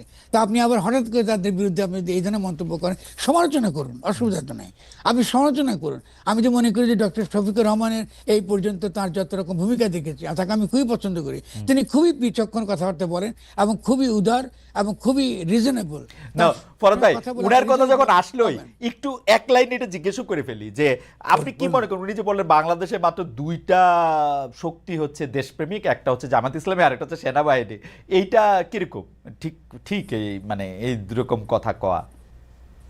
এটা বলে উনি নিজেকে একটুখানি বিপদে ফেললেন। কারণ এটি মনে হয় যে সেনাবাহিনীর সঙ্গে তার একটা কোনো একটা আঁতাত গড়ে উঠেছে, তিনি সেনাবাহিনীকে বিপদে ফেলে দিয়েছেন। আচ্ছা আচ্ছা ফরহাদ ভাই, এটা খালেদ বলি, এগুলো হচ্ছে যে এটা হচ্ছে আপনার বিচক্ষণতার অভাব। এটার জন্য ওনাকে আমি নিন্দা করবো না, আমি তাকে যে বিচক্ষণতার প্রশংসা করলাম, এই ক্ষেত্রে তিনি বিচক্ষণ মন্তব্যটাকে আমি দেখেছি। এটা আমি মনে করি যে এটাতে তিনি ক্ষতিগ্রস্ত হবেন না, সেনাবাহিনী ক্ষতিগ্রস্ত হবে। কারণ আপনি এখন খেয়াল করেন এই বর্তমান পরিস্থিতিতে খুবই ক্ষতিকর নাজুক পরিস্থিতি, সবচেয়ে নাজুক পরিস্থিতি বাংলাদেশ সেনাবাহিনীর। আপনি তাকে ম্যাজিস্ট্রেসি দিয়েছেন এবং তাকে যখনই আপনি তার কোনো একটা ভূমিকা সে পালন করতে যাবে, সে জনগণের বিপক্ষে সে দাঁড়াবে। এবং এই বিপক্ষে দাঁড় করানোটাই এখন কিন্তু দিল্লির কৌশল। এই বিপক্ষে তারা দাঁড় করাবে কোনো না কোনো ভাবে। এবং আপনি এই যে আপনি এখনকার যে কি বলে আয়নাঘর টানাঘর এগুলোকে যেভাবে আমরা দেখছি, এটাকে যে নাটক করে দেখছি, এটারও কিন্তু একটা ক্ষতিকর দিক আছে। আপনাকে হয় বিচার করতে হবে, বিচারটাকে ত্বরান্বিত করতে হবে, সঠিক বিচারটা করার ব্যাপারটা আমার দরকার আছে। আমাদেরকে ড্রামাটাইজ করা এটা আমাদের দরকার নেই আমাদের এখন। আমি মনে করি সেনাবাহিনীর দুর্বল জায়গাগুলোকে মনে রেখে সেই জন্য এই মুহূর্তে এমন কোনো বিপদে না পড়ে সেটা সতর্ক থাকাটা আমাদের খুব দরকার। আর আমি মনে করি শহীদ ভাববেন যে এটা বললে তার সম্পর্কে একটা নেতিবাচক ধারণা তৈরি হবে সমাজে। ফরদ ভাই, আমার নোটের মধ্যে একটু মানে অপ্রকাশ্য, আমি মোবাইলে একটু নোটটা দেখতে পাইতেছি না, কিন্তু আপনার নিশ্চয়ই মনে থাকবে যে আপনাকে আমি একটু উদ্ধৃত করতেছি, সেটা বোধহয় জানুয়ারি মাসের 3 তারিখে আপনি একটা লেখায় লিখছিলেন যে সেনাবাহিনী প্রাতিষ্ঠানিক শক্তি এবং রাষ্ট্র সুরক্ষায় প্রচলিত আদর্শ ভূমিকা জাতীয় রাজনীতিতে সদা সর্বদা প্রকাশ্যে কিংবা অপ্রকাশ্যে ছায়া ফেলে 3 আগস্টের পর থেকে এখন পর্যন্ত সেনাবাহিনী দায়িত্বশীল ভূমিকা পালন করছে। অর্থাৎ আপনি একটা মানে পিরিয়ড দিছিলেন যে দায়িত্বশীল ভূমিকা, আপনি কি এখনো মনে করেন কিনা সে তাদের দায়িত্বশীল? আমি মনে করি যে তাদের আমি যদি দায়িত্বশীল আমি মনে করি শেখ হাসিনার সময় সেনাবাহিনীকে যেভাবে ব্যবহার করা হয়েছে খালেদ, আভ্যন্তরীণ ভাবে, আমি যেহেতু একজন বুদ্ধিজীবী, আমি অ্যানালিটিকের কথাটা বলছি, সেখানে বহু জেনারেলের নেতিবাচক ভূমিকা আছে, এটা আমরা জানি। ঠিক আছে, এখন আপনি যদি সেনাবাহিনীকে যদি আনস্টেবল করতে চান, তাহলে আপনি যদি ইচ্ছা করে সেনাবাহিনীর বিরুদ্ধে ক্যাম্পেইন করে তাকে আনস্টেবল করতে পারেন। এই আনস্টেবল করবার ফল হবে সেনাবাহিনীর মধ্যে অভ্যুত্থান। কারণ যাদের বিরুদ্ধে আপনি এখন বিচারের দাঁড় করাতে চাইছেন, তাদেরকে বিচারের কাঠগড়ায় দাঁড় করাবার মতন প্রাতিষ্ঠানিক শক্তি, রাজনৈতিক শক্তি আপনি অর্জন করেন নাই। আপনি একটা অবৈধ সরকার আপনি এখানে কায়েম করে রেখেছেন। কিন্তু ফরদ ভাই, এইটা নিয়েও আপনার সাথে আসলে আলাদা করে কথা কইতে হবে। অর্থাৎ সেনাবাহিনী আয়নাঘর বানাবে, সেনাবাহিনী হচ্ছে আওয়ামী লীগের লোকজনরে ছাইরা দিবে, সেনাবাহিনী হচ্ছে হাসিনা পরিবারের লোকজনরে বাইজ্জত দিয়ে আসবে ওইখানে। আমরা তাদেরকে কোনো কিছু বলতে পারবো না, কারণ আমাদের প্রাতিষ্ঠানিক শক্তি নাই। না পারবেন না, কেন বলবো? অবশ্যই পারবেন, কেন পারেন? আমি যে এটা একবারে বলিনি বলতে পারবেন না। আপনি কি করে বলবেন সেটা আমি কথা বলছি। আপনি কি করে এটাকে ডিল করবেন সে কথা বলছি, আমি তো একবার এটা বলিনি। তাহলে এটা যদি আপনি বলেন, তাহলে আমাকে একটা উত্তর দেন খালেদ। আপনি আমলারা সবই ধোয়া তুলসী পাতা আর শব্দ সেনাবাহিনীর, এটা তো আমি আমলারা বেশি দুষ্ট। 2018 সালে যে ইলেকশনটা তারা করছে, 2018 সালে যে ইলেকশনটা তারা করছে, আমি সে আমলাকে বসাই দিচ্ছি, সে আমলাকে আপনি আমি মনে করি ডেফিনেট আপনি সেনাবাহিনীকে সুযোগ দিতে হবে যে তার অপরাধের খালন সে কি করে আপনি তো সে সুযোগ তাকে দিতে হবে। সে রাজনৈতিক শর্ত তাকে তৈরি করতে হবে। 3 নাম্বার সবচেয়ে বিপজ্জনক, সেই শর্ত তৈরি করবার রাজনৈতিক ক্ষমতা আপনার হাতে তো থাকতে হবে। আপনি বানাইছেন একটা সেনা সমর্থিত উপদেষ্টা সরকার, আপনাকে লাত্তি মেরে ফেলে দিবে সেনাবাহিনী, আপনি কি করবেন? আপনার কাছে কি মনে হয় ডক্টর ইউনূসের সরকার অনেক বেশি দুর্বল নাকি? মানে আপনি বারবারই বলতেছেন শিথিল। হ্যাঁ, আপনারা এই সরকার বানাইছেন, আমি তো বানাইনি। আমি তো প্রথম দিনকে বলছি তার প্রবলেমটা কি হবে। আমাকে তো ভাই, বাংলাদেশের অন্তত অর্ধেকের বেশি লোক মনে করে এই সরকার বানাইছেন আপনি। যাই হোক, লাইটার নোট একদম শেষ করি। আপনি যেভাবে এই সরকার, আমাকে যদি সরকার বানাইতে দেন তাহলে এই সমস্যা হতো না। সব বিচার একদিনে সব বিচার হয়ে যেত এবং সুন্দরভাবে আন্তর্জাতিক আইনের অধীনে। ঠিক আছে, আমাকে এটা ধরতে, আমি হলাম একটা বুদ্ধিজীবী এবং আমি আমার চিন্তাকে প্রচার করি, আমার চিন্তার একটা প্রভাব পড়েছে এটা আমি টের পাই। ফলে বিভিন্ন ক্ষেত্রে বিভিন্ন মানুষ হয়তো বা আমার কথা শুনে চেষ্টা করে আমাদের করতে, ফাইন। আমি যদি বলেন যে আমি সরকার বানিয়েছি, আমি মেনে নিলাম, অসুবিধা কি? এটা তো ভালোই, আমাদের ভালো সার্টিফিকেট, ফলে আমি সে দায় নেব।